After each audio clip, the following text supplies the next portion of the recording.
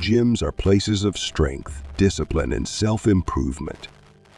People walk in every day expecting nothing more than a good workout, a clear mind, and a step closer to their fitness goals. But what if the gym isn't just a place to sweat?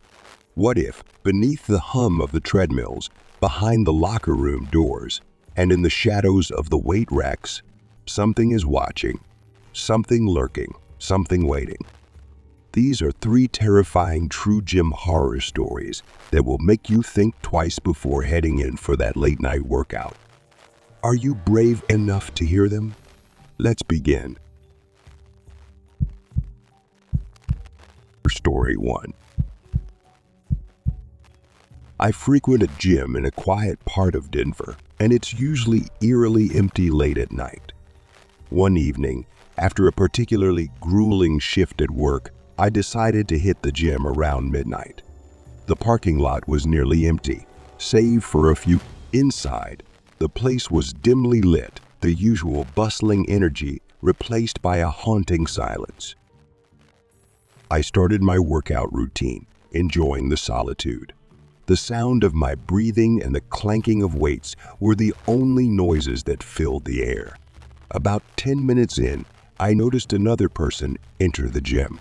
He was wearing a beanie and a hoodie, which seemed odd given how warm it was inside. He stood near the entrance for a moment, then began to slowly walk towards the free weights section. As I continued my workout, I felt his eyes on me. I glanced up and found him staring at me intensely. His gaze was unyielding, almost challenging. I tried to brush it off, focusing on my exercises, but the feeling of being watched, I decided to move to a different section of the gym, hoping to shake him off. I headed to the cardio area, hoping the treadmills would offer some distraction. But as I settled in, I saw him again, lurking near the corner, peeking from behind a machine. My heart rate spiked, not from the exercise, but from the creeping dread. I could feel his eyes boring into me, and every time I looked up, there he was, staring, unblinking. Unable to take it any longer, I walked over to the front desk where a young woman was working. "Hey, I need some help," I said, trying to keep my voice steady. "There's a guy in a beanie and hoodie who's been staring at me for a while. It's really unsettling." She looked up, clearly concerned. "Are you serious? What's he doing?" "He's just watching me. I tried to ignore it, but it's getting creepy," I explained. "Can you do something about it? Maybe ask him to leave." The young woman nodded, her expression serious.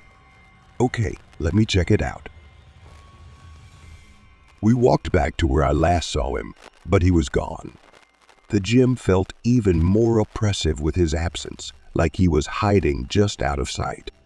"He's not here now," she said, her voice trembling slightly. "Maybe he left. Are you sure you're okay?" "I'm not sure, but I think I'll head out," I said, trying to sound braver than I felt. "Thanks for checking." I made my way to the exit, my nerves on edge. As I reached my car, I heard footsteps, fast and aggressive, pounding against the concrete. I turned around and saw him, the man in the beanie, sprinting towards me from the shadows. Panic surged through me. I fumbled with my keys, my hands shaking. As I unlocked my car and jumped inside, I heard him shouting, "Hey, don't leave. I just want to talk." "Stay away." "See," I yelled back, slamming the door shut and locking it. My heart pounded as he started kicking the door and window, his voice muffled but desperate. "What do you want from me?" "Just let me in," he shouted, his voice full of frustration. "I need to talk to you." I started the engine, my breath coming in quick gasps. I threw the car into reverse and sped out of the parking lot, glancing in the rearview mirror to see him still standing there watching me drive away. As I drove home, my mind raced with fear and confusion. I knew I should have called the police, or at least the gym, to warn this man, but my thoughts were scattered. I drove in silence, the image of his angry face and the sound of his kicks haunting me. That night, sleep eluded me. The man's face and his desperate pleas replayed in my mind, a stark reminder of how vulnerable I had been. Even now, every time I go to the gym, the memory lingers, a chilling reminder that danger can lurk even in the most unexpected places, waiting to strike when you least expect it. Story 2. I work the night shift at a gym in New Jersey, which is usually a quiet job. The gym is almost always empty, and my routine is simple: sit behind the counter, read a book, and occasionally check the security cameras. But one night, something went wrong and my normal shift turned into a nightmare. It was around 2 a.m. and when I noticed a man pacing the gym floor. His presence was unusual. He was walking in tight, agitated circles, his eyes darting around the empty space as if searching for something. I tried to ignore it, focusing on my book, but a sense of unease settled over me. Without warning, the lights flickered and then went out, plunging the gym into a pitch-black void. I fumbled for my phone and turned on the flashlight, its beam slicing through the darkness. "Hello?" I called out, my voice shaky. "Is someone there?" No reply came, just the unsettling silence punctuated by the occasional clink of gym equipment. I made my way cautiously towards the back of the gym, the beam of my flashlight trembling in my hand.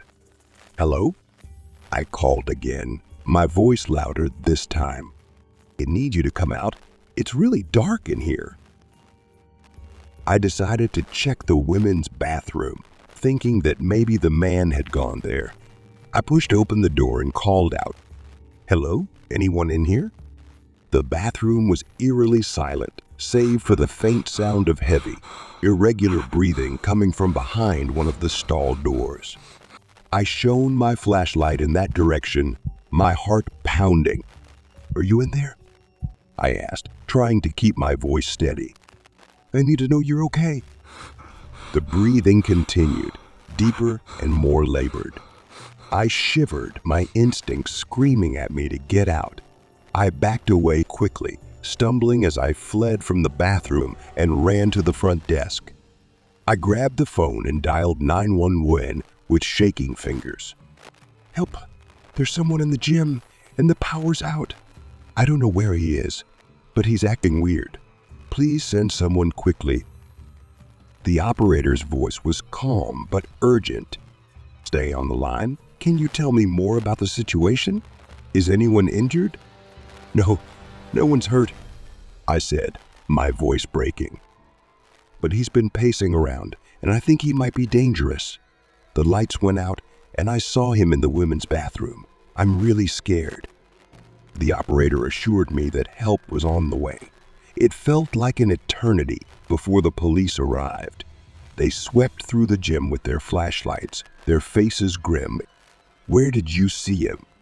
one of the officers asked as they moved through the darkened space. "He was in the women's bathroom," I said, my voice trembling. "He was just standing there, breathing heavily. I'm not sure where he went after that." They checked every corner, their flashlights illuminating empty machines and deserted spaces. "We don't see anyone here," one officer said, frustration evident in his tone. "We'll check the footage and see if we can find anything." When my boss arrived, she looked over the footage with a skeptical expression. "I don't see anything unusual," she said, glancing at me. "Are you sure you saw someone?" "I know what I saw," I insisted. "There was a man in the bathroom. I heard him breathing. You have to believe me." She sighed, her expression one of doubt. "The footage doesn't show anyone. Maybe it was a power surge, or you were imagining things." Her dismissal left me feeling isolated and confused. I knew what I had seen and heard, but the lack of evidence and her skepticism made me question my own sanity. As I left the gym that night, The image of the man's labored breathing and the enveloping darkness stayed with me, a haunting reminder of a sinister encounter that defied explanation. Story 3. I joined a gym 3 months ago in my small suburban town in New Jersey, never expecting it to be a place of horror. The gym was a refuge, a place where I could unwind and escape the pressures of everyday life. Late one night, with only a handful of people left, I put on my wireless headphones and immersed myself in my workout. The rhythmic thump of the music drowned out the world around me. As I was finishing a set on the leg press, the music in my headphones started to break up, becoming staticky. I knew this meant my phone was too far away. Panic set in as I reached for the phone compartment on the machine, but it was empty. My heart raced as I scanned the gym. Only 2 other people were there. A sweaty, heavy-set man struggling on a treadmill and a guy engrossed in his phone on a nearby machine. Desperation took over as I approached the man on his phone. "Hey, excuse me, have you seen a phone around here? I think someone might have taken mine," I said, trying to keep my voice steady. He looked up with annoyance, one earbud dangling. "No, I haven't seen anything," he snapped, eyes narrowing. "Why would you think I took it?" "I'm not accusing you," I said quickly, though my heart wasn't in it. It was right here, and now it's gone." He glared at me for a moment before putting his earbud back in, effectively ending the conversation. I didn't believe him, but with no proof, I had to walk away. I approached the front desk and explained the situation to the worker, who agreed to check the security footage. My heart pounded as we watched the video. There, clear as day, was the man who denied taking my phone, slipping it into his pocket. The worker's eyes widened. "Oh my God, that's him?" she said, looking up at me. "He didn't even check in. Who is this guy?" "He's a thief," I replied, a mix of fear and anger bubbling up inside me. "And now he has all my information." I thanked the worker and rushed outside, but the man was gone, vanished into the night. The fear of what he could do with my phone weighed heavily on me. I recently disabled my passcode, not allowing him access to my entire life. Email, photos, contacts, everything. The next day, my friend Tom called me, his voice frantic. "Dude, where the hell have you been? Someone's been texting me from your phone, asking to stay over because of a fight with your parents. Is everything okay?" "What?" I shouted, panic setting in. "Tom, that wasn't me. I didn't send any text." His voice grew more urgent. "You need to come over right now. This guy convinced me to leave the back door unlocked last night. I thought it was you." We rushed to his house and checked his security cameras. The footage revealed the same man who had stolen my phone, creeping through Tom's back door. He moved through the house with terrifying ease, pocketing valuables and even entering Tom's bedroom as he slept. The sight of the man standing over Tom's bed sent chills down my spine. He stayed there for several agonizing seconds before slipping back out, disappearing once again into the night. We immediately reported everything to the police and provided them with days turned into weeks, and despite the evidence, the police made no progress. The man who had invaded our lives remained at large, a phantom lurking in the shadows. The violation left us both feeling vulnerable and exposed, our sense of security shattered. Even now, every time I go to the gym, I can't shake the feeling of being watched. The memory of that night haunts me, a stark reminder that even the safest places can harbor hidden dangers. The man who stole my phone and invaded my friend's home is still out there, A reminder that sometimes the real horror stories are the ones that happen in our own backyards,